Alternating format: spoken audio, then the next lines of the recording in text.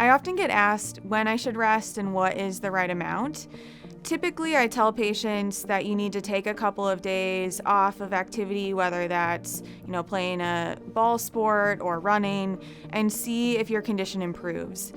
What is somewhat frustrating occasionally as the physician is somebody comes in and says, I took 6 weeks off and this hasn't gotten better. And there are a lot of conditions where just complete rest is actually not the thing that's going to make it better. So for example, if you have a tendon issue, a tendinitis, a tendinopathy, that needs load, and it needs specific load working with a physical therapist on stretching and strengthening exercises. And if you just totally rest and expect it to go away, it's probably not going to happen. Additionally, as we get older, our body doesn't heal and repair the same way that it used to. So maybe when we were 15, 16, 17, you take a few days off, maybe a week or two, all the aches and pains go away and you're miraculously cured.